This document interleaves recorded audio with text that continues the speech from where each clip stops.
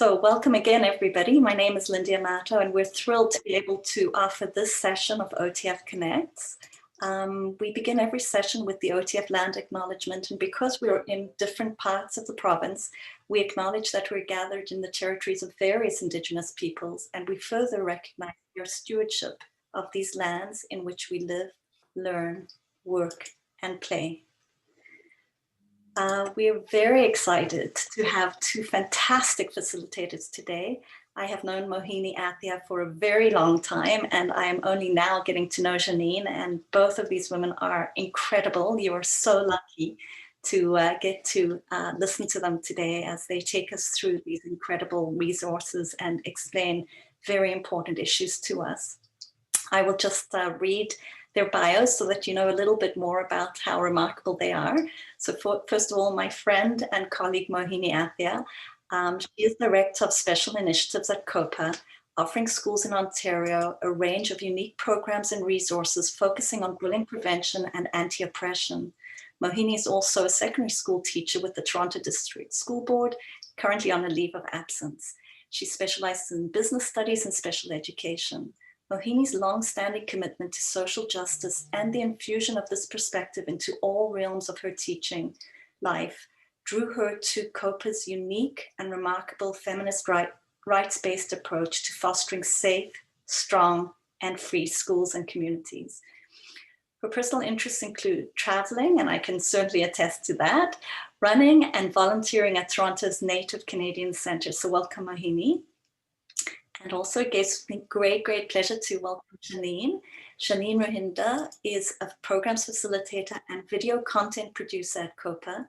She's also enjoying her second post-secondary endeavor studying human rights and equity studies at York University. I had to ask Janine what her first endeavor was, but I'm not revealing what she told me. It's very interesting, but you'll have to ask her yourselves. Janine finds great joy in facilitating the workshop that COPA provides, particularly because of the positive impact they have on the younger generation by affirming their rights. Janine is a strong believer in creating space for all people groups to be heard, to learn, and to grow with one another in hopes of creating more conscientious and safe communities throughout Ontario. Janine's passion for social justice and human rights also inform her work as a multimedia visual artist, with a focus on Black rights and social change. So without any further ado, I am going to stop sharing my screen and hand over to Mohini and Janine. Welcome. Thank you, Lindy. And thank you everyone for being here. I think I first want to just commend all of you. I can't see all of you because not all of us have our cameras on. I really want to commend all of you for taking this time. It's been perhaps a very long day. The time change, I think depending on where we are in Ontario, but I think all of Ontario does the time change, really messes with us. And it's just a long day and strange times. And I promise you, I did not coincide my leave with this pandemic.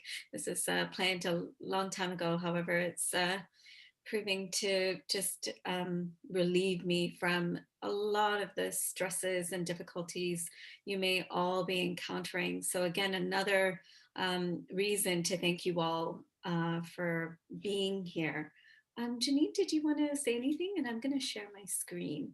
Oh, no, I just want to say hello and yeah, just welcome and thank you everybody for taking the time out of, I'm sure, a busy schedule and just to be with us. We're really excited to dive into these concepts because they are extremely important to us individually and as a community and in your environments as educators. So I'm really excited to dive in together.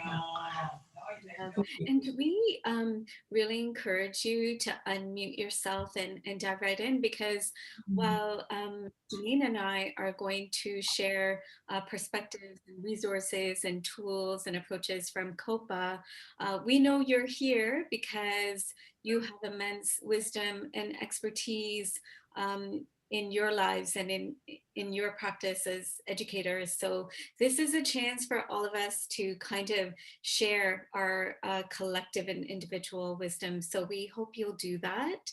Another note is that I think the workshop is advertised 4 to 6 p.m., but we plan on, I've already set my alarm, we plan on wrapping up at about 5:20, and there'll be lots of time for questions until 5:30.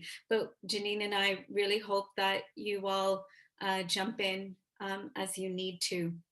So thank you again, Lindy, for that really gracious introduction. And I always feel a little bit of pressure, like, oh my gosh, it's got to be really good now. We're pretty confident in our resources and approach, but you know, you'll be the judge of that. So we at COPA really believe in creating and sustaining and co-creating safe, strong, and free schools and communities. And in order for that to happen, it is going to continue to require our individual efforts and our community efforts. So I'll just say a few words about COPA. So COPA stands for Centre Ontarien de Prévention des Agressions, which translates as the Ontario Centre for Violence Prevention. We are a provincial charity, and we've been doing this work for 25 years. And a little secret is that we're also hoping to expand nationally. That's a whole other story. Our work is around human rights and specifically children's rights. And how we frame our rights is we all have the right to be safe, strong, and free.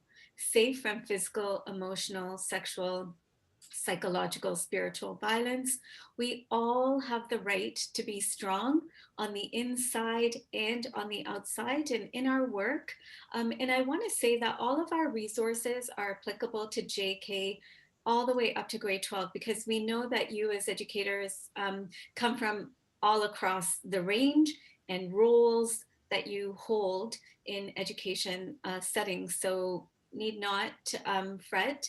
We'll point out maybe specific resources for the elementary panel versus the secondary, but we have resources that fit all of us. So we do physical and verbal self-defense training from JK to grade 8. And we also believe in this right of freedom. So we all have the right to be free from harm and injustice, and free to be everything that individually we want to and collectively we want to. And along with these rights also comes responsibilities, and that is the responsibilities to uphold other people's rights. So as I mentioned, our work is school-based and community-based assault prevention programs where we address anti-oppression, bullying prevention, and child abuse prevention for children from JK right up until grade 12. And our work is classroom-based with young people, and also us as educators, such as us gathering here today, and also parent and family training programs. And over the 25 years, we've worked with more than 150,000 students and over 20,000 adults. We also do community-based training with sexual assault support centers, community agencies, and all kinds of folks. So yeah, whoever would like to work and collaborate with us, we are very, very open. Janine, is there anything else you'd like to share about COPA that I might have missed? I feel like you covered it all, Mohini. You got it all. Yeah. Moving right along, Janine. Yeah, and so with all of our workshops, we love to set a bit of a goal, and so we're hoping to that everyone here can take away at least one outcome from our time together. So whether that's one new insight, or one new tool to use, or a block of time to be able to learn and explore, or one commitment to addressing oppression this month. So throughout our workshop, you'll be able to hopefully pull one thing out of our workshop together with our time together. Yeah. And we recognize that when we talk about oppression, there's a whole lot there, Mhm. and we can't address everything, but we hope we'll have some conversations around things that you've been already successful in implementing, may still be grappling with, may be challenged by, etc. Yeah, and so in our workshops, we love to create an environment where we are learning together. And so these are just a few guidelines that we wanted to go through to approach our workshop. And so we love to encourage having an open heart and an open mind when we're wrestling with different concepts such as anti-oppression work. And another thing that we would like to encourage is to be with our discomfort. And essentially, just what that means is understanding that with anti-oppression work, at times we can bring up some ideas or concepts or the feeling of where the feeling of discomfort can arise, but to recognize that sense as a sense that might be propelling some sort of positive change within yourself. And so allowing discomfort to be a propeller rather than something that we would retreat from, but to acknowledge it and then to move forward from it and to recognize it's bringing about essentially positive change, which is what we're going to be speaking on today. The term make space and take space is really for if you are a person that is more extroverted or a person that is more introverted, we want to encourage you to be able to make space for others to be able to share what might be on their mind or heart, and then to also have the freedom to take up space in this environment, because we, as we were just mentioning before, we want to always, with COPA, one of our rights are all about creating safe, strong, and free environments, and so we always want to encourage that in our workshops as well. Understanding that we are all learning together and we're all on a learning journey is also very important with our workshops. Everyone is at a different stage in their learning journey, especially when it comes to topics like anti-oppression. And so we just want to acknowledge that and give you the freedom in knowing that we are open to hear how you view things, and we're also going to work together in moving forward in our learning journey. When it comes to learning, at times we are going to have to unlearn. We're all coming from different environments and different upbringings, different socializations. So it's important to acknowledge that, okay, maybe I might need to unlearn some things and then relearn, and also acknowledge that we're learning together as a community and collectively, and that this workshop is going to be a safe space for that. And when it comes to learning about specifically anti-oppression work, I think taking on an approach of humility and self-compassion is very important, simply because at times it might bring up some things that we might feel shame about. And whilst COPA's approach is never about shaming anybody at all from your experience or your understanding, taking on this sense of humility and that desire to learn, and then also giving yourself self-compassion if there are things that you recognize you might contribute to when it comes to anti-oppression, taking on that stance of self-compassion, because that's what we're here for. We're here to learn and to grow together. And so already you're doing, just recognize already you're doing amazing work just by being here. And so yeah, just ensure self-compassion is one thing that yeah, to take on during this workshop. Did you want to add anything to that, Mohini? I think a note around self-compassion is that as educators, we feel a lot of responsibility. And I know a personal thing for me is like, oh, having everything perfect, and that there is no perfect. And so the self-compassion piece for me is, yeah, we make errors, we make mistakes, and we learn, and we do things differently. So yeah, just to know that as teachers we carry, or educators, all of us are educators, take on immense responsibility. So yeah, having some compassion around that. So we're gonna jump right in, and specifically, yeah, who knew we would still be here on Zoom? I thought we'd have this all wrapped up at the end of June. I don't know if anybody else did, but we want to start with specifically, we are noticing collectively the deepening of injustice, or at least the visibilization of various injustices that are being amplified during the pandemic. And first off, we want to say oppression all forms of oppression is a pandemic.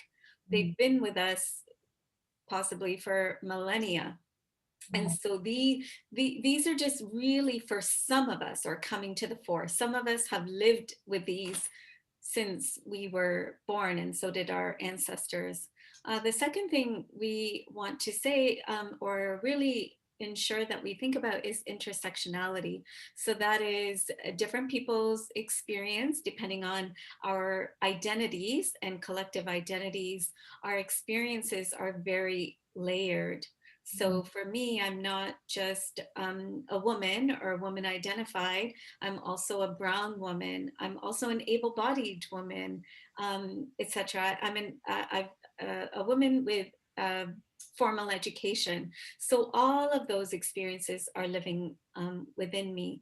And so specifically around sexism and misogyny and how that's showing up is we're seeing a she-cession, which just means that we're encountering economically a recession, but a she-cession because the number of women being disproportionately impacted economically, losing jobs, losing hours in their work, and facing economic disparity is disproportionate. We're seeing rates of intimate partner violence and child abuse that specifically impacts women and girls. We're also seeing some really continuing to see unsettling anti-Indigenous racism, 1492 Lambeck Lane, Mi'kmaq fishing rights, and specifically around the pandemic.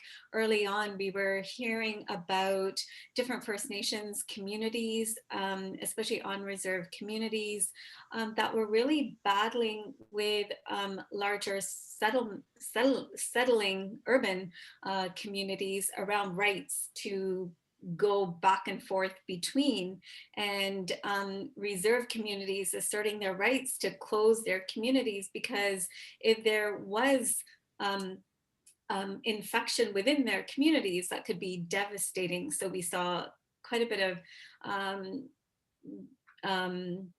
racist rhetoric around that, their needs to look out for their communities. Certainly throughout this pandemic, we've seen anti-Black racism, who's racially profiled for physically distancing or not, mask wearing or not.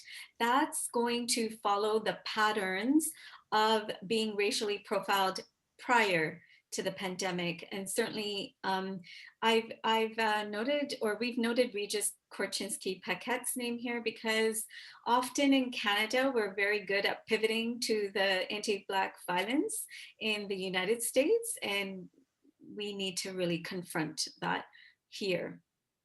There's lots more examples, but again, just to set context, we've seen a rise in anti-East Asian racism. So anyone perceived to be East Asian, ideas of being blamed for the pandemic, it's the China virus, intense levels of xenophobia. Certainly, we're thinking about classism and exploitation. What is the reality of frontline workers and rights to safety and safe work? How are people able to refuse work or not refuse work? So there's all kinds of implications there.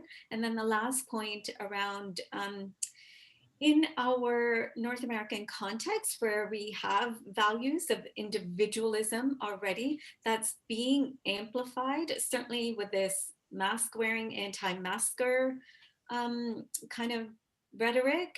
And what that is causing is the invisibilization of community impact, again, with disproportionate illness and death in communities of color being ignored. So certain kinds of rhetoric in our public consciousness, in our media, really taking over the reality of what's happening and the deep-seated systemic roots of inequity and who's being impacted during this pandemic. So we want to pause here for a second and hear from us together about what have you seen and heard from students, families, colleagues about inequity and how it maybe specifically it's manifesting here. So I know Lindy is monitoring the chat. So if you'd like, unmute yourself and offer a thought or share something in the chat, or we can just quietly reflect together. I think because we're such a small group, Mohini, if people want to unmute and speak, they can, but also welcome to add things in the chat. I know something I've really heard a lot in terms of inequity has to do with this kind of perception by the ministry, for example, that, you know, a home looks a certain way and that mum and dad might be working. Let's say one parent needs a computer to work at home and the other is working outside of the home. And somehow magically the 3 kids will all have access to computers to be able to do synchronous learning, which of course is so far from the reality of so many homes. So that's a huge inequity in terms of how it looks for kids at home who are doing online learning.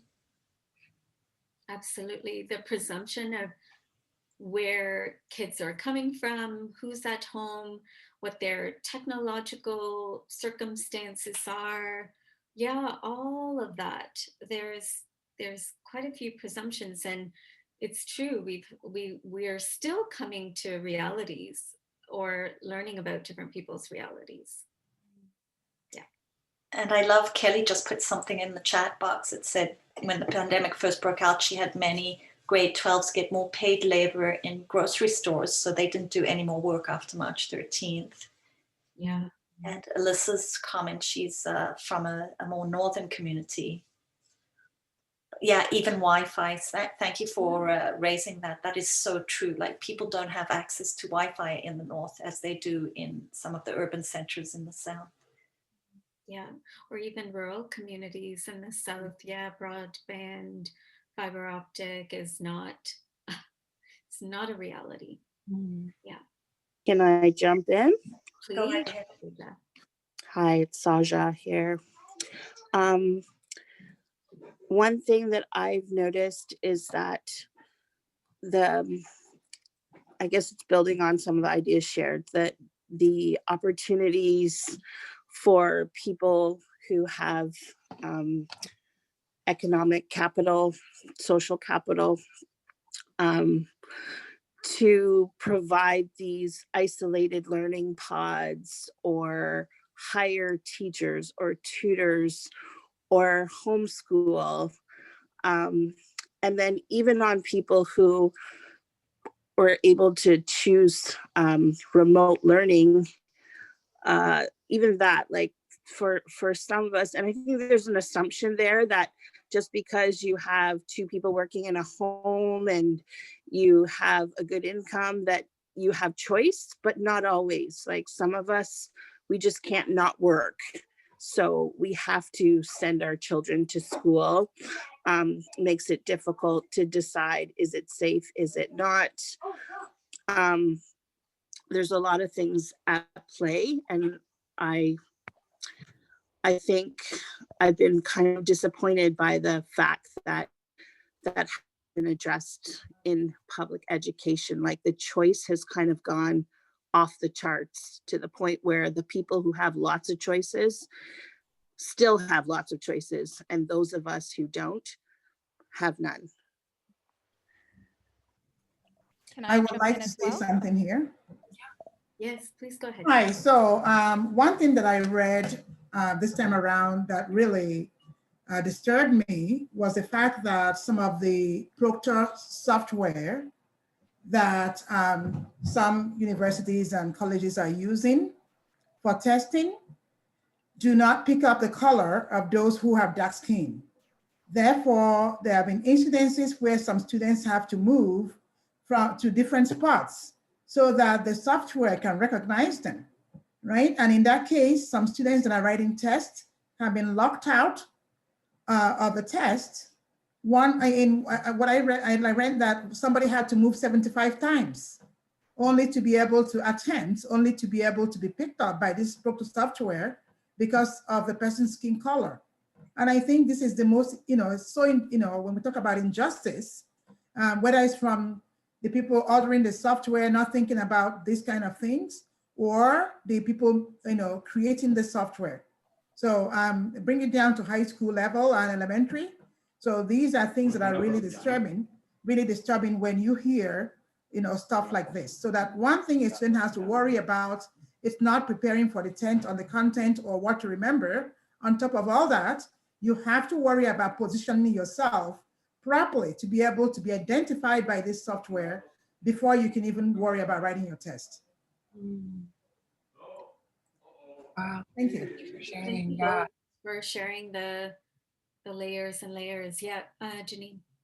Yeah, I was just saying, thank you for sharing about how, virtual learning is not necessarily an easy task, and it hasn't been easy for many people, and how the layers of injustice do present themselves, excuse me, in virtual learning as well. Yeah. And also that I think that it still continues to be invisible or coming from some of us, but not necessarily heard, so it remains in amongst us and not dealt with either at school, board, or larger policy levels. Yeah. So there's just lots and lots of layers of it. Yeah. Thank you. Yeah, and some of the comments just said, Elaine said, virtual school students with special ed needs are not being served as they were in school. Lack of extra help, no support staff available to them, individual ed plans not followed as well. Yeah, yeah, and there's many examples. My virtual students with physical disabilities don't have the ability to control their own computer. But the EAs have been refused the ability to use programs to gain remote access to facilitate learning. I can't volunteer in my son's school to help feed hungry students anymore.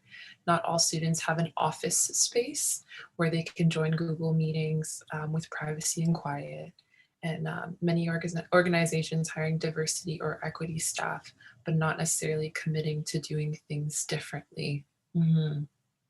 Which is what we're going to look into in terms of when it comes to positive change, how maybe, sorry, Mohini, if you wanted to jump in at anything. Yeah, maybe we can go to the next slide.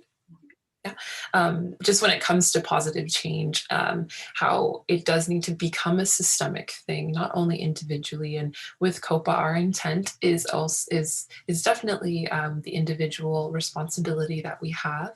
But whenever we are approaching a topic, kind of how Mohini mentioned earlier in our presentation, that we do it in a holistic way, and we do want to do it on a systemic and structural level, and just see how we can bring about positive change on those tiers as well.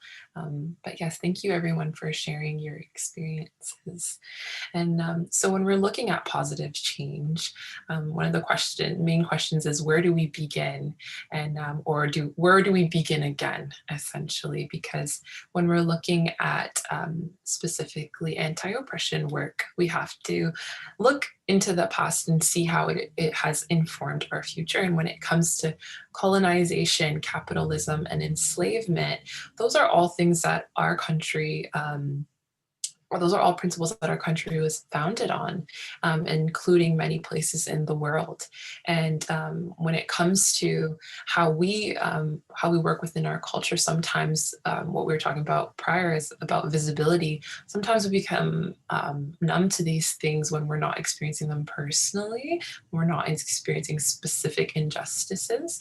And but it's very important to mention things like white supremacy and how that is really how our communities are socialized. With the way our communities are socialized is rooted in white supremacist ways of thought, hetero patriarchal ways of thought, and capitalist societies. I think when it comes to individuals or communities, what the next point where it says individuals or communities are not deficient in problems to be fixed or blame, but rather we can come and approach these topics in a way that is communal and brings positive change in a way that we are uplifting one another, rather than simply looking at it as an issue Actually, Mohini, if you can elaborate a little bit more on that point about how we are not problems to be fixed. Yeah. Yeah, I think this idea where, and again, thank you all for raising the things that you did. And that's an example that sometimes when we bring our experiences or those amplify the voices of others who are experiencing marginalization, that it's like we're seen as problems. You're the problem, you're the problem. Why do you have that problem? Stop bringing your problems to us. Without there being understanding that there are strengths and that the problems that communities and individuals are facing are a result of white supremacist, heteropatriarchal, capitalist society and logic. So the roots of it aren't in people and communities.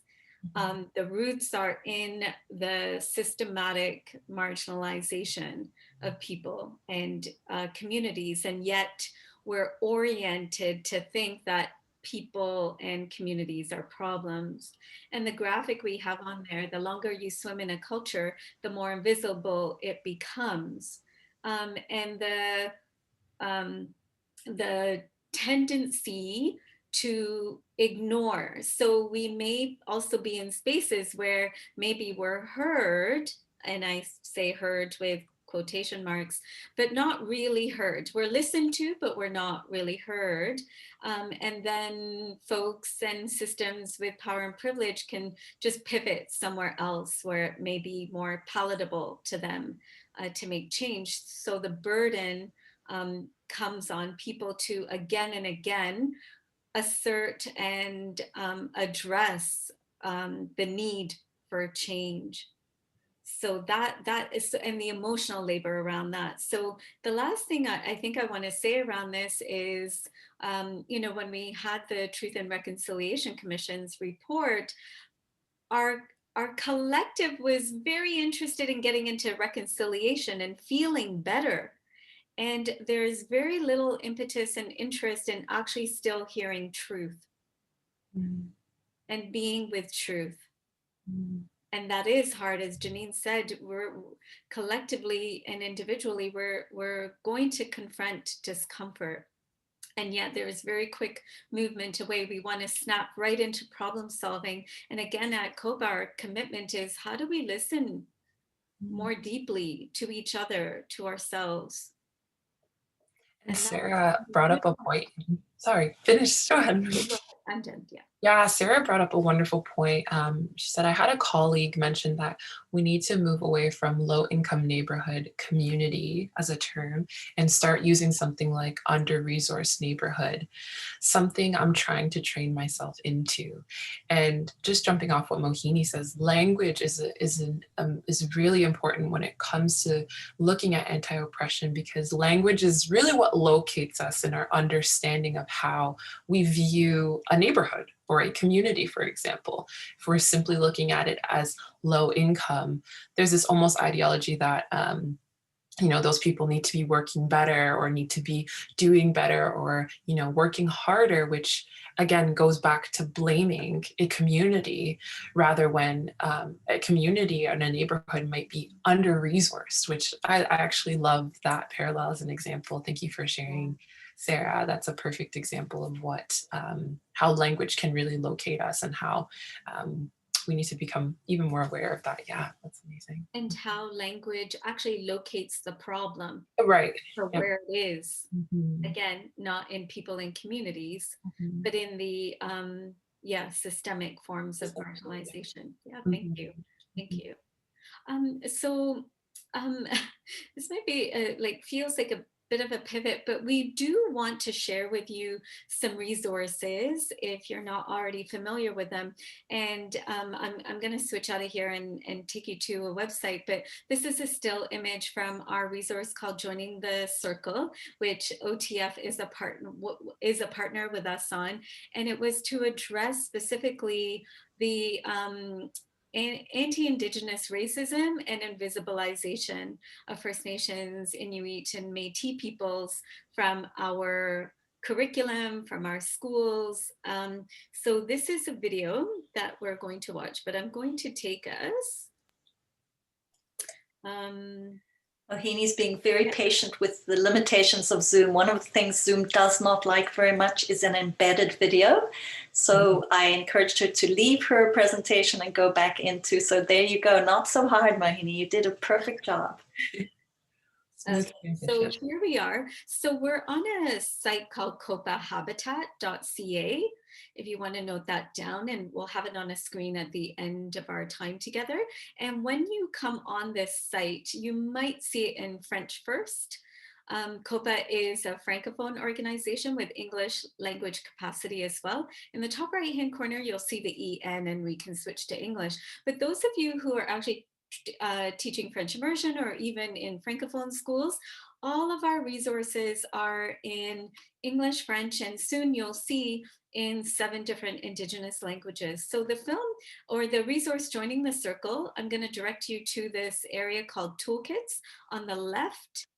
And we actually have 2 resources, a Circle of Caring, which is our resource aimed and created with and for and by First Nations, Métis, and Inuit families with us. So it's a whole bunch of resources and films for First Nations, Métis, and Inuit families, and how family members can support their children's learning, and also for schools as we support Indigenous families.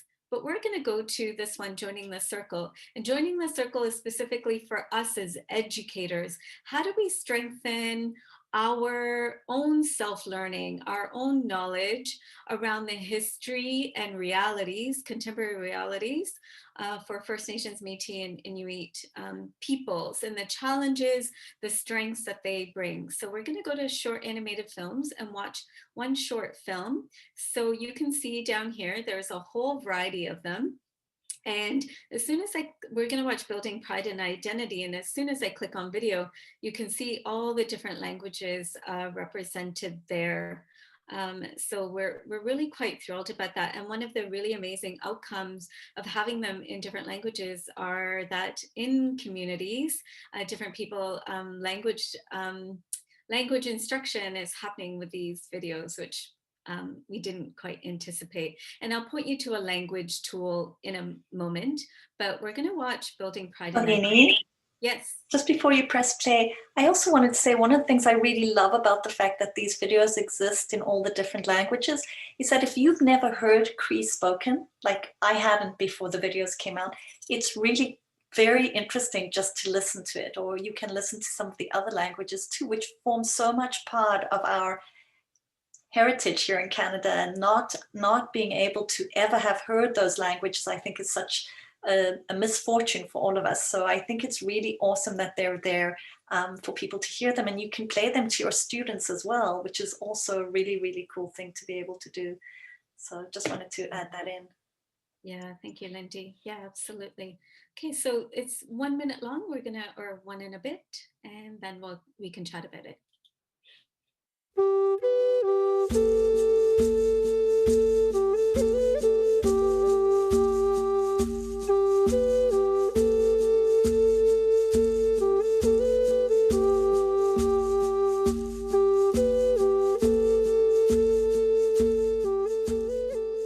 Our rich Indigenous heritage is very important to all of us.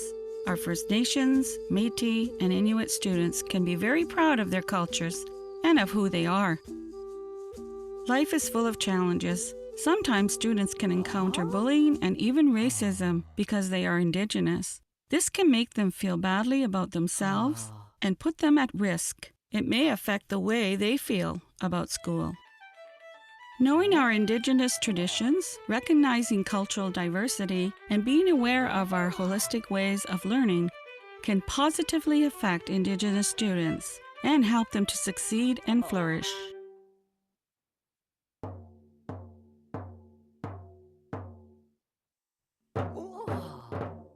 We can learn more from students, families, and our community. We can learn about who our Indigenous students and families are, their rich history, complex cultures, and their important contributions to Canada.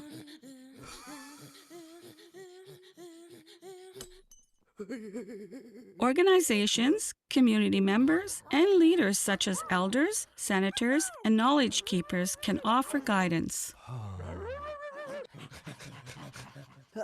Helping and supporting one another is important in our Indigenous cultures. When we help each other learn, we grow stronger together.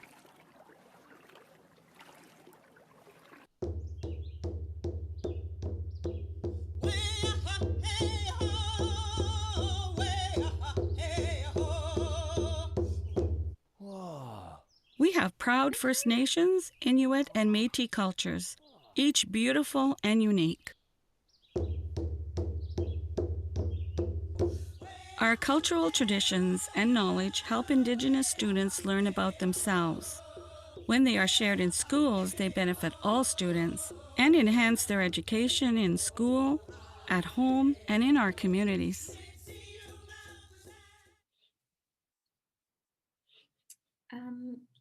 I'll just show one thing each video before you share comments, and that is along with each video there is a guide. So again, there's a synopsis of the narrated message and then questions for group discussion. So we may take this to a staff meeting.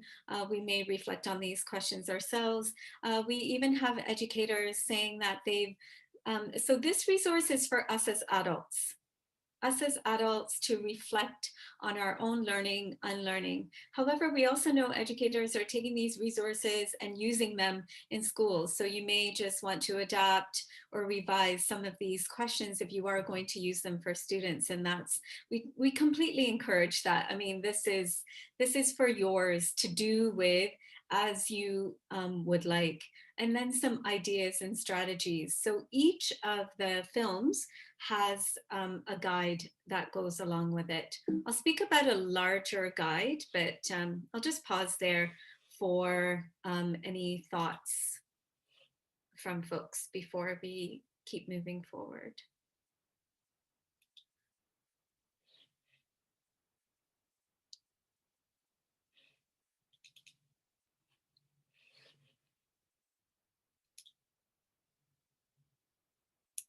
No? Okay. We'll keep moving forward. Yeah, please explore the range of films there and the guides. And again, they're each, a minute, 2 minutes, and they're really quite easy to implement. And as Lindy mentioned, even playing some of the language films would be a great way just to ensure that we're embedding lots of different knowledges into our education practice. Okay, so actually I've talked about the multimedia toolkit. Actually, you know what? I better point out that the larger guide and the Indigenous language tool. So you can still see my screen, correct, Lindy? Yes. Okay, great. Okay, great. So I'm gonna just go back and where it says guide and resources, there is a whole educational guide down here at the bottom, guide for educators, where Mohini, we're onto your PowerPoint now. We're not seeing the website anymore. Okay. You'll have to stop sharing and then go back in, I think. Right. Okay. Stop share. Okay. There is a way to do it, but it always gets confused. So.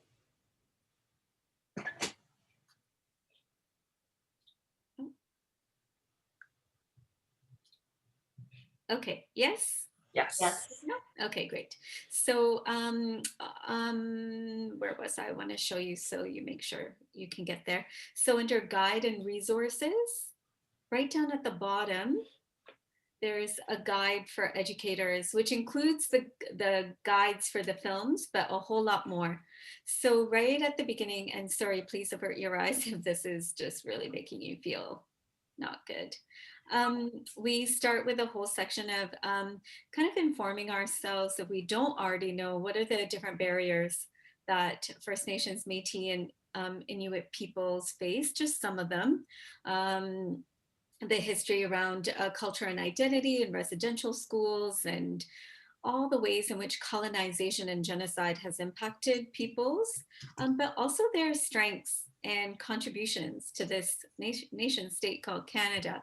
A little bit about land and treaties and relocation, the Indian Act. So there's things in there, just again, a starting point for our knowledge. And then I'm going to actually take you right to the bottom or the end of the resource, where there are self-reflection questions for us. So under the appendix at the end, a lot of us are evaluating resources that we use in our education practice. So this is a 2-pager.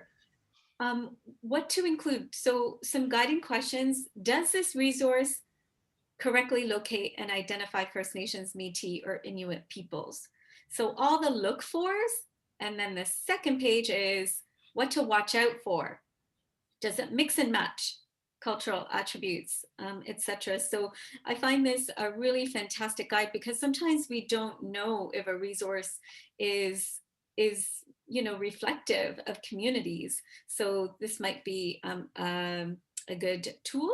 And then some self-reflection questions. What are some of the things I've learned about First Nations, Métis, and Inuit peoples? If, like you were received education here, the narrative usually went, the Europeans came, they met the Indigenous peoples here, and they got along, and now we have Canada. That's the summary, I think, of what I got in maybe 2 periods. So we want to upend some of that. So there's self-reflection questions, and there might be really great questions even to pose to students in our current education climate, because as we make these changes, there's still things that need to be unlearned. And then there's some myths versus facts. Again, this is just a sampling.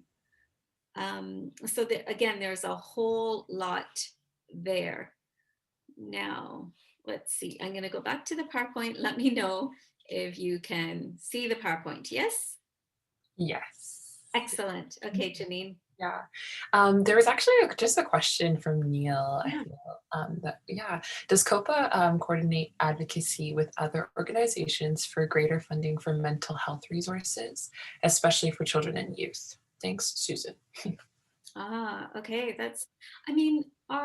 We do partner with other organizations, and I'm not exactly clear on what is meant by advocacy, but as a charitable organization, there are rules around advocacy work, but we certainly, in short, just say that we work closely with all kinds of organizations that actually want to partner with us, so we can offer our respective and collective resources and approach to our constituents and communities. So I'm not sure that that's not really advocacy work, and sometimes we need to be careful around that. But if you stay back, maybe we can chat about it more.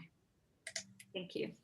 Mohini, sorry to interrupt. People are asking about the guide that you just accessed and were showing, because on the website it says you have to order it. Is there a way to make it come up? Yeah. Go down to the bottom of that page. Okay. Where more resources? No, sorry. I'm going to show it one more time. Show it again. Sorry, because I couldn't find it. Exactly. I mean, I forget that I've seen this website like a million times. Okay, so COPA Habitat, you're on the English, you're on toolkits, and then joining the circle, guide and resources. I got there, and then what? Guide for educators. Okay, there you go. You've got to go down to the bottom. Oh yeah, Judith has got it. There you go. We do have physical copies, and so if you would like to order, if we have them, then we can ship them to you. They're free of charge. We just ask that you pay for shipping. So yes, I believe they might be available. Awesome. Thanks so much for doing that. Thank you. Okay. Thanks, Janine. Yeah, no problem. So we're just going to shift towards now talking just a bit more about anti-Black racism. And, anti-Black racism, I'm sure it has been a topic that has come to the forefront of your minds, especially in the last few months during the last incidents with particularly George Floyd, Ahmaud Arbery, Breonna Taylor.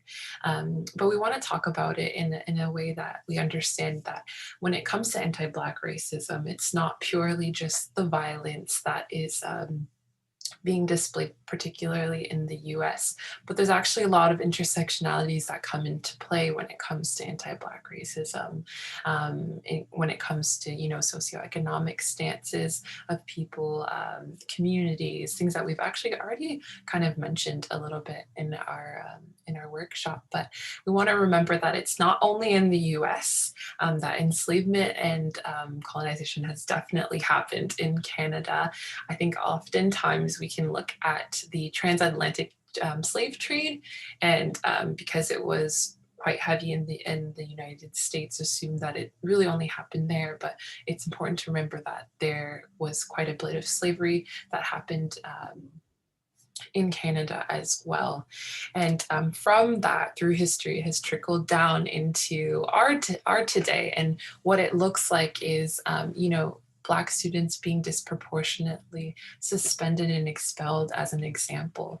The legacy does continue in our education system. And we're gonna look at that a little bit more. When it comes to anti-Black racism, it's, as I mentioned before, it's not purely just the violence that we see displayed. I think the media can often present anti-Black racism as something that is purely violent when it comes to police brutality, but it's also deeply ingrained into our society and how we function, how we view one another, and something, and we call these microaggressions actually. And a microaggression is anything that can be subtly said, anything that is kind of subliminal in our language and our actions that bring down Black people, specifically with anti-Black racism. The trauma, when we even look at historical trauma of what racism and slavery has created in Black communities, we need to be aware of that, you know, slavery was abolished just around 50 years ago, specifically in the States. And so how that trickles into how we function as a society today is very important to understand that it's not something that happened a long time ago, or it used to be happening in the past and that everything's okay now, but that it is still prevalent and still something that is going on today. Specifically, another example is to prove that anti-Black racism exists systemically and to institutions and to individuals. That is another form of a microaggression, in fact. And when we're trying to, particularly as a Black person, trying to prove that anti-Black racism exists, it can be extremely exhausting, especially when your experience is not considered as valid or real. And that's essentially a way of silencing Black voices. And we talked a little bit about how silencing people and silencing their experiences is very detrimental, and it is, in fact, discrimination. So the complete erasure or appropriation of Black resistance, strength, and resilience. When we aren't, I just see a little comment here. It is microaggression to the aggressor, but macroaggression to the victims. Yes, thank you for sharing that. The effects of microaggressions are quite large. It's not just something that is subliminally said, or, you know, that is a passing comment that is okay. It really affects the person's identity and is an attack on a person of color's identity. And so it's important to recognize, again, that our language is powerful, and we carry so much of that. And Nicole said 100+ years ago of slavery in the USA. Yes, and there is nothing micro about them. Absolutely, yes, thank you. And even just, I was actually reading on a website about Microaffirmations. And that was a little bit of a newer concept to me personally. And it's essentially to combat microaggressions. And microaffirmations is essentially utilizing language that is uplifting to Black people, Black communities, and really locating yourself and understanding like little things that are encouraging, how much so that validates a person's sense of self and validates the environment. And little micro affirmations can make a complete difference in your environments, as particularly as educators. There's so much power that we carry in classrooms and our different spaces where we do educate. Janine, not to put you on the spot, but there's so much spoken about right now about microaggressions, and now you've introduced this concept of micro affirmations, which I absolutely love. Is there any way you could give us a couple of examples? Just so that people know what those look like, because I know we're talking a lot about it, but it's not everybody knows what it looks like and how it gets expressed. So I would love examples of both sides, actually. Yes, yeah, absolutely. So I would say one of the most prevalent examples of a microaggression would be saying things such as, oh, like, no, that's not real, or what do you mean? Are you sure that was racism?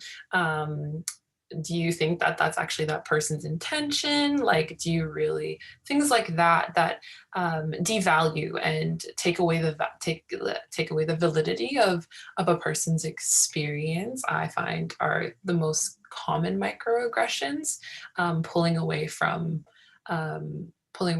what a person might actually know as a pain.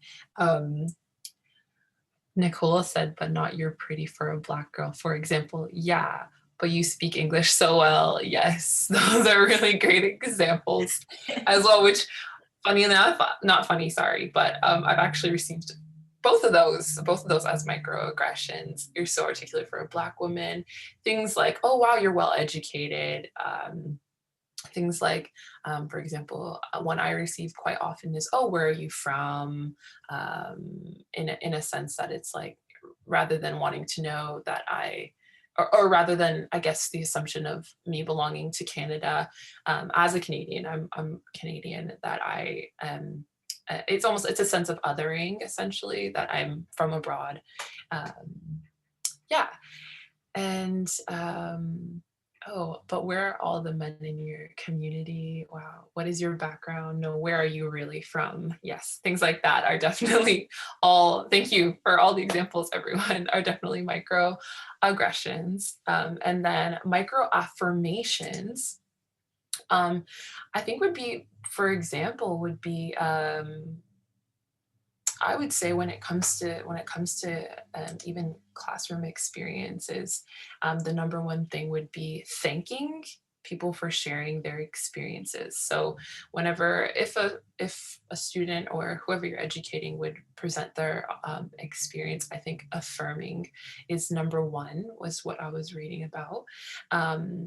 Including a sense of belonging when it comes to the space that we're in.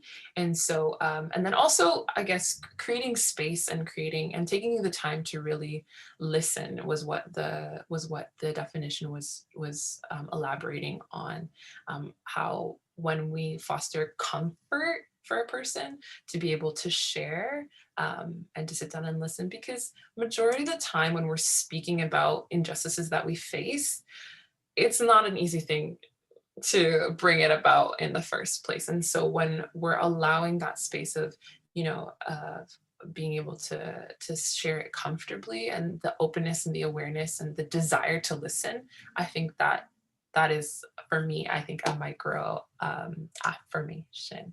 Yeah. And awesome. Thank you so much. Yeah, I'll look for the definition a little bit, and then I'll try to slide it in at the end for everyone to be able to read through as well. But yeah, I just wanted to finish on the last point, really, just about systemic roots and Eurocentric curriculum. I'm sure as educators, many of you have different forms of curriculum, but in general, we can see how it is quite Eurocentric. And when we're looking at even the history of Indigenous people in our history books, how much are we really elaborating on the truth about, you know, the genocides and the difficult things that Indigenous people have experienced? And then when it comes to anti-Black racism in Canada, I know personally from experience of education in my elementary and high schools, I was not informed about how anti-Black racism was prevalent in Canada. I personally thought it was only something that was in America. And so when we're looking at our curriculums, particularly in Canada, it is also something to be aware of, that that our curriculums are essentially Eurocentric. Do you want to elaborate on that, Mohini, in terms of, you know, you as your experience as a teacher, if you have any? I mean, it's so pervasive. I think just about everybody here could, just about everybody here could probably name something. But you know what I was thinking, Janine, and thank you for sharing about the micro-affirmations. And I'm just thinking, an example would be, you know, just having visual cues that all of us belong. Is a macro affirmation. And thank you to the person who really recontextualized microaggression and macroaggression. Yeah, to the person doing it, it seems micro, but to the person experiencing it, it's macro. And I think at the parallel, it can be a macro affirmation. I know I've had the experience of seeing a poster with brown faces, and I was, as an adult, so struck by how important that was, or affirming that was. And it was in a Toronto airport. Like it was, but I was so struck. I still remember it today. So what are we doing around our visual cues? What are we doing around the kinds of stories we tell? And again, this is not to suggest we are not doing this. It's to suggest that we keep doing more. So things that we might have done intuitively, or even very intentionally, because we've been really working at creating places where everyone feels like they belong. It's to keep doing, keep acknowledging the immense impact this is having on people. So thank you. Thank you. Yeah, Sarah just shared, having she, her after both your names is a good example. It creates a safe space to show everyone that they can indicate our pronouns of preference, and that it is a safe place for those using less common pronouns. Absolutely, yes. Yeah, sometimes we do things and not even aware, but so thank you for making that point. And I think, again, that's something new that I've been doing in maybe the last year or so. And that's from my own learning. That's from folks doing the emotional labor of sharing their stories. But again, space is being created. So again, how in our education practice are we creating spaces instead of rushing into curriculum? And I know there's immense pressure, I feel it too, of getting through things. And yet what I was told was in my BEd program was, we don't teach subjects, we work with human beings. Right. So what is this rush to, you know, jam curriculum? When we create spaces for, and I'm not suggesting either or, I think we can do it. I think we can do a lot, and we do a lot. So it's not an either or proposition. That's also kind of a binary, really embedded in Eurocentric curriculum. We can do all of it, and to recognize the impact, positive impact. That's what we want to do. Maybe we just want to do this really quickly, just because I'm looking at the time. Yes, I just saw that as well. Yeah, so we wanted to just present a really wonderful, I guess, graphic that shows what overt white supremacy is, and then what covert white supremacy is. And overt white supremacy are things that are socially unacceptable. So things like lynching, hate crimes, using the N-word, KKK groups, burning crosses, things like that. But then there's a lot, as you can see, there is a lot of different ways that white supremacy can be presented that are socially acceptable. And when we're looking at our communities and how we function in our education spaces and just in our communities in general, we can see how a lot of these present themselves.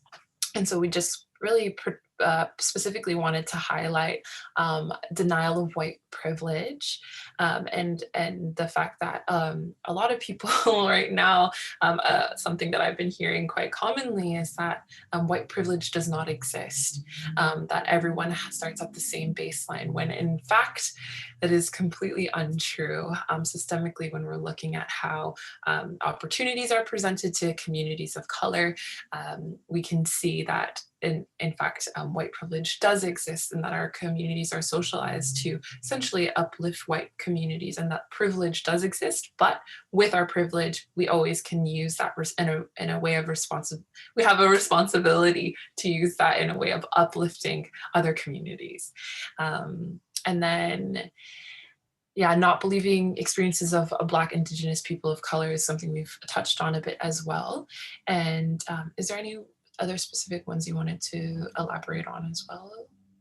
Other than these, I feel like those were the main ones. But I would really suggest everybody take the time. I think I'll try to find this resource and put it in the chat as well. Yeah, it's a Google image, like it's so prolific.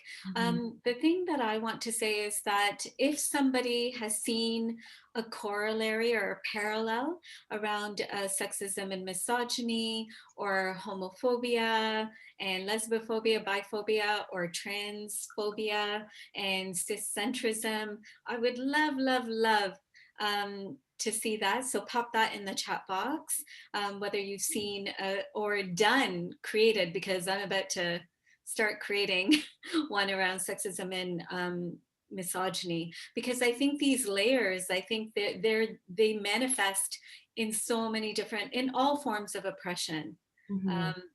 So it's not just paying attention to the most obvious ones.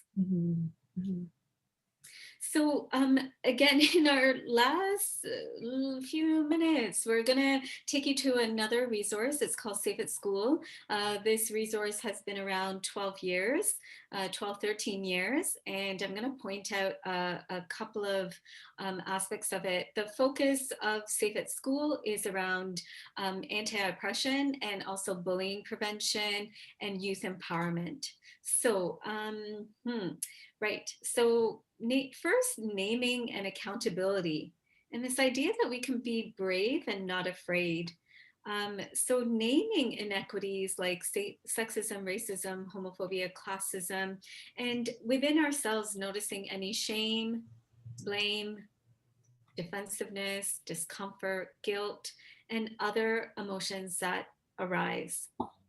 And again, around intersectionality, we all hold in ourselves various forms of experiencing marginalization and also having advantage.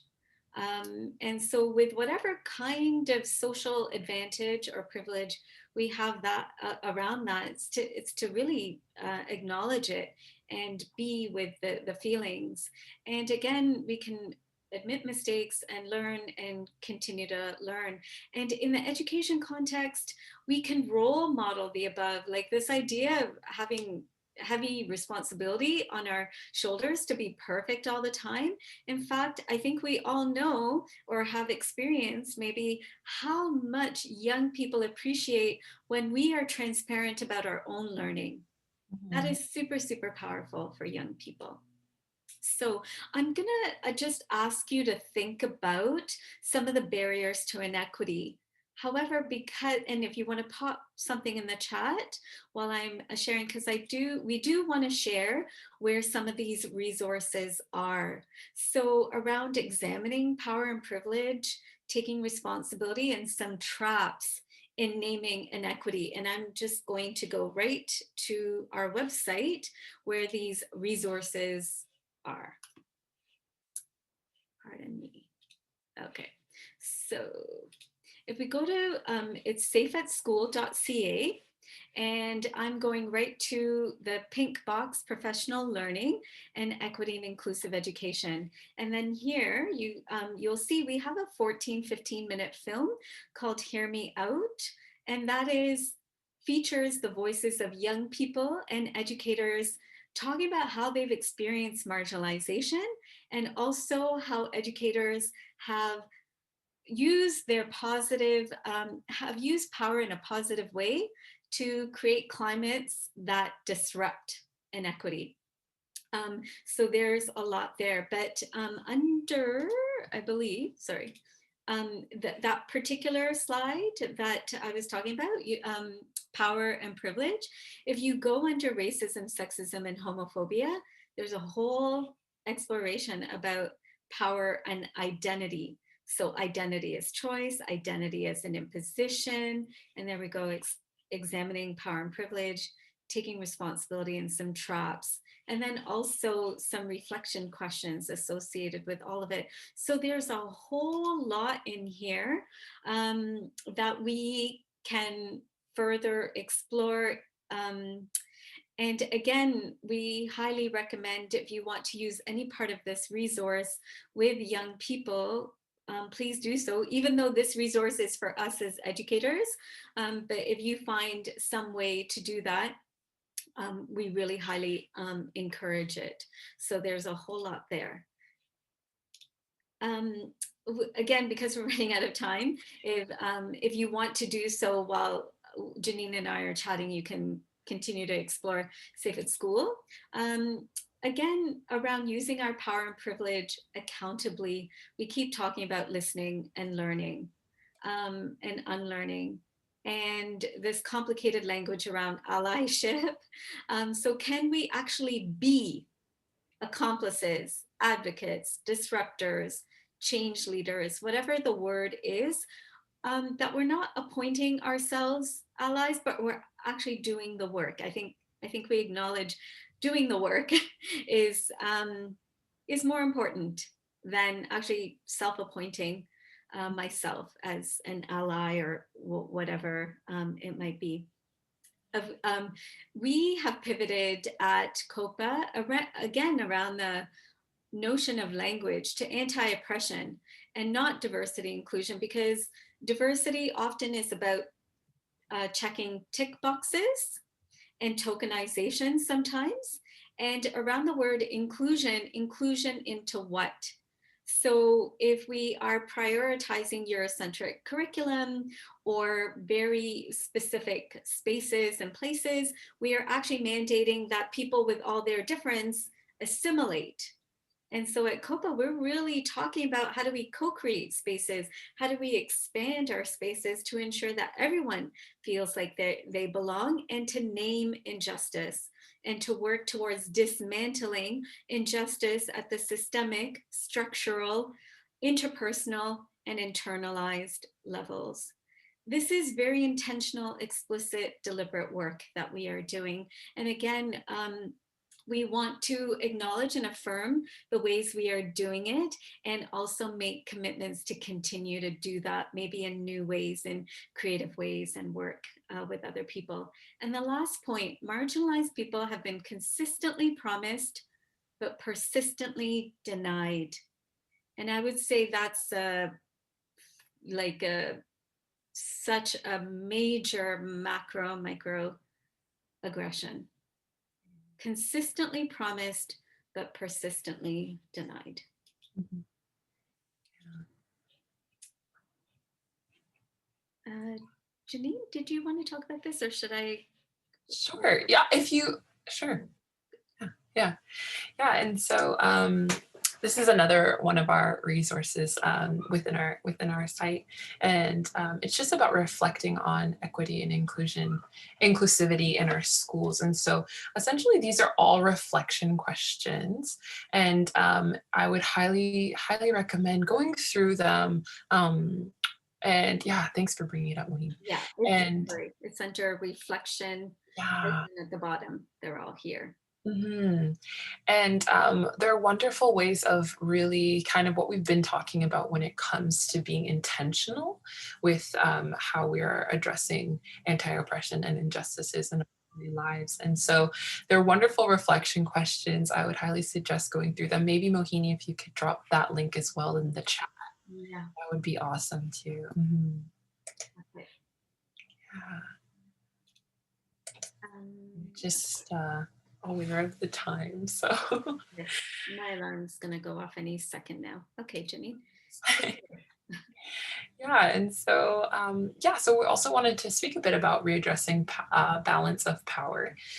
We all, in different measures, have a certain amount of power, and so we wanted to speak about it specifically in education environments, and we wanted to also make you aware, yes, that we also have a resource here on our site as well, and it's all about becoming an ally to the people you're educating, the students you're educating, in the awareness, openness, empathy. And so we would highly suggest, to take the time to look into this as well.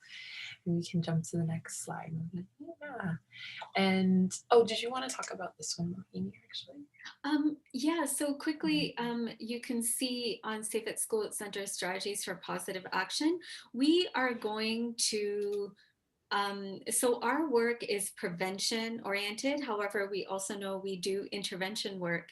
So interrupting incidents after they're happening, exploring and discussing very difficult situations, encouraging people to take responsibility. That happens usually after the fact. And we know that when we do all the work on the prevention side, so what does it mean to create school communities and classrooms where everyone feels like they belong, where people have a chance to kind of share their truth and their realities. We're doing all that prevention work. So as much of that work we can do in advance will mitigate or help to mitigate the interruption of racist, sexist, homophobic, transphobic, ableist comments. So, but we will need to do that. And so there's lots of resources there for you. I think, yes, thanks.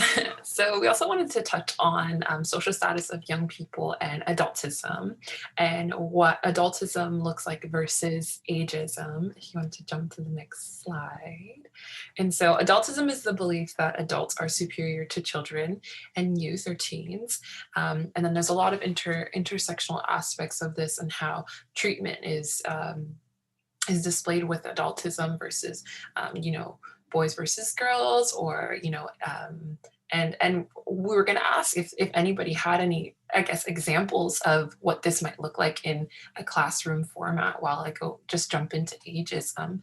And excuse me, ageism is discrimination in multiple different directions, while adultism is from an adult towards a young person. Ageism can be discrimination against the elderly from a young person, in looking at elderly people as a burden, for example, or being more rough with elderly people who might be more fragile within their body. When we look at youthfulness obsession and the desire, to be more youthful, or to feel as if youthfulness is the standard at which we should all be at all times. And so adultism is really, again, just to clarify, adultism is the belief that adults are superior to youth. So the direction is from adults to youth and teens, whereas ageism can be from different directions of discrimination due to age. So in our classrooms, I believe that as educators, that we all have the power to be positive models and to use our power in positive ways. I don't know if anybody included an example. I know, Mohini, you had quite a good example in terms of what adultism might look like in a classroom setting. I think the one example was we shout at children to stop shouting. It just seems odd. And the other one I could think of is we tell children, specifically in the high school context, not to eat or drink in the classroom, and we are bringing our morning snack or coffee or yeah. So, and young people notice these hypocrisies. And so, yeah, just again, just being aware of them. I'm sure you in your life would have experienced some of it, like ideas like, you know, you're too young to understand. Yeah. Perhaps a lot of us heard that as children. And yet, which is the inherent belief that adults know better just by virtue of them being on the planet more years. And we completely underestimate the wisdom, capacity, problem solving of children and youth all of the time. So that's a big, broad manifestation of adultism. And then so adultism can be fairly benign. Like I drink my coffee and kids aren't allowed to eat. That can feel fairly benign, but it's a continuum of adultist beliefs and actions that actually lead to the more extreme physical, emotional, psychological, sexual abuse of children. So all of these manifestations allow for the abuse of children. And so they're on a continuum. And Mohini, sorry to interject. I just have a question. Is that possible? I can ask a question? Yes, please do. Yeah. I was just quickly looking through the document, and I noticed that the word Aboriginal there is mentioned a lot. And I just want to know if there's any, I guess, in terms of, you know, saying terms correctly, is there a time when we can say Indigenous, Aboriginal, or actually say the actual groups? Or because I know throughout the whole document you see Aboriginal, Aboriginal, Aboriginal. So I just want to know if you could just speak to that. Thank you. So maybe the resources you're looking at are maybe on a Circle of Caring, or is it on Safe at School? But on, sorry? Yes, it's Circle of Caring. Yes, thank you. I was thinking specifically of that. And yeah, so at that time, that resource was probably created maybe 5-7 years ago.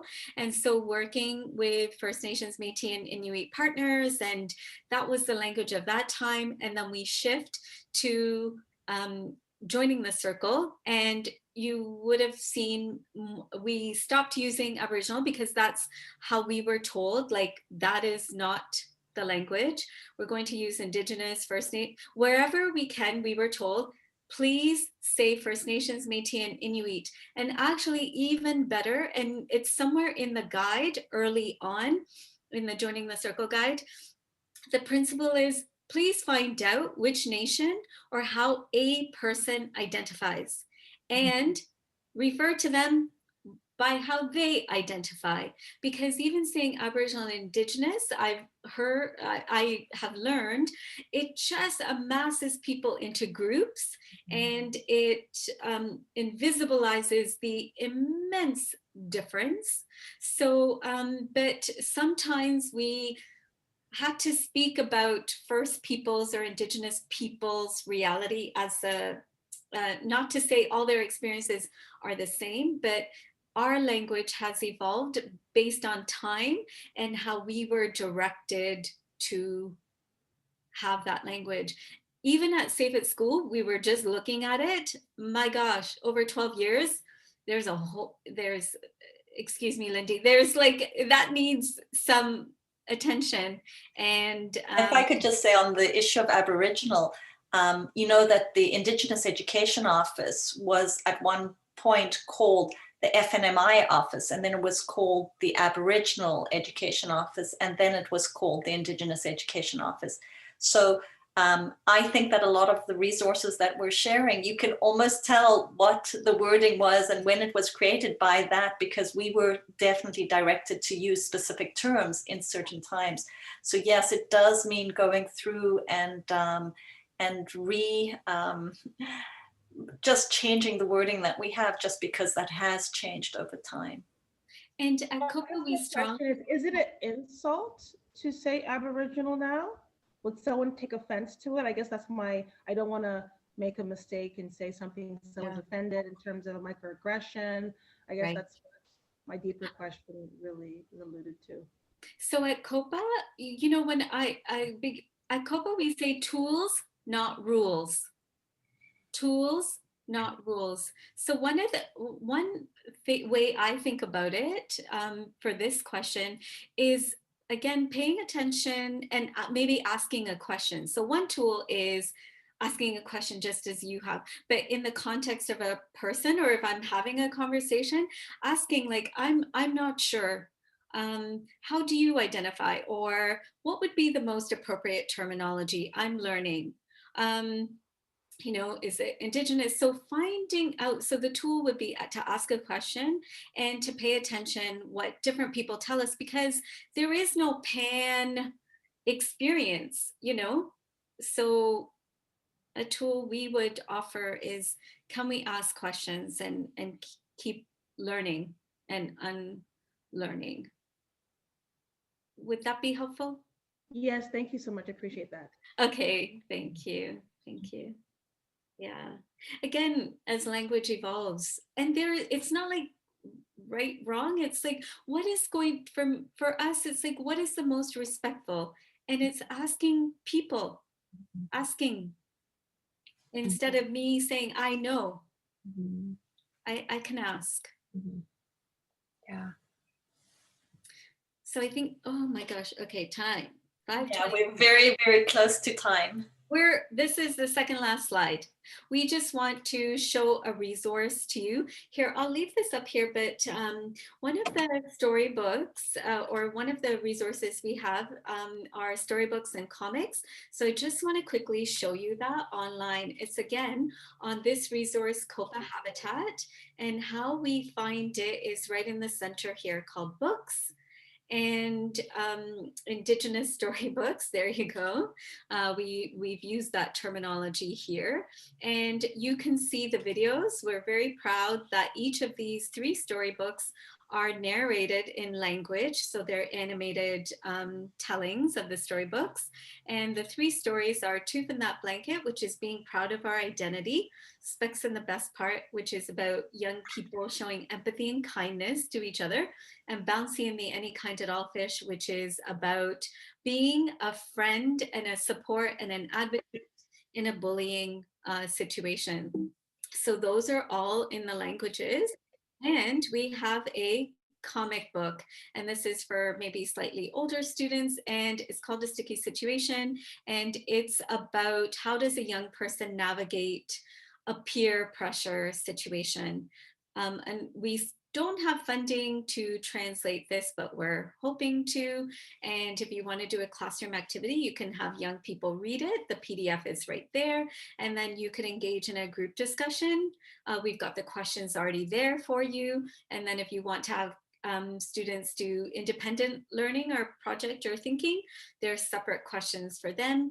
And even within the storybooks, there are coloring pages. In the original storybooks, there are coloring pages, there's audiobooks, and the PDFs. So I'm going to pause there and just put up our contact details. But yeah, if folks have questions. Sorry, I can't see anybody on Zoom because I've got the screen share. Okay. Oh, that's okay. There's quite a bit of wonderful dialogue from everyone, and we did just want to jump through our material, so we're not ignoring you, we promise, but there's been a lot of wonderful dialogue going on that I think would be wonderful to highlight. There's a bit of discussion, again, when it came to using acronyms like BIPOC and FNMI, and what people's opinions have been. And Alyssa said, just to touch on the question using acronyms. Oh, sorry, let me actually read the question itself because it was really well framed. Yes, so Deborah asks, what is your thinking on using acronyms such as BIPOC or FNMI? I wonder if it's our human way of categorizing people. I would love to hear your opinion. Yeah, and then the conversation kind of went on. Somebody said that it's another way of othering, essentially, and yes, and then Stephanie had a very good question in terms of resources that we'll touch on. But maybe did you want to touch a little bit more on what your opinion is? I know I have my thought as well. I can go. Yeah, sure. Yeah. In terms of BIPOC, I think which stands for Black, Indigenous, People of Color, in case anyone, that was a new term for anyone. In terms of that term, it's within itself.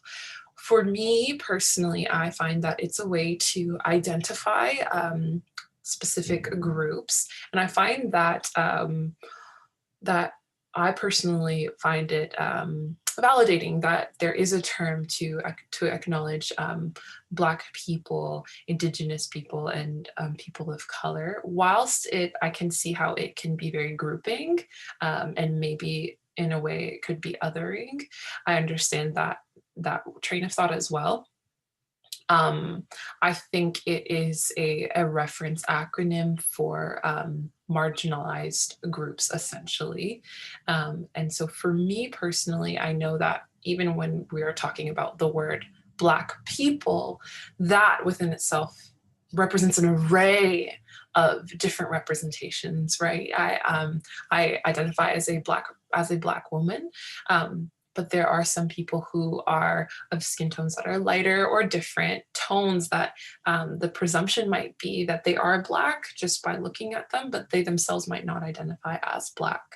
And so I think when it comes to that term within itself, I think it's a way to understand marginalized groups due to racial injustice. But yeah, I also definitely see the other hand of the perspective where it can be othering, and it can be, yeah, I understand both ways of thought, but personally that's how, yeah, that's just my little tidbit there. Janine, I hate to cut off the discussion, so maybe what we can do is let me stop recording. Sure. Let me do the formal thank you. Sure. And then if people would like to stay on and ask some more questions, we can do that.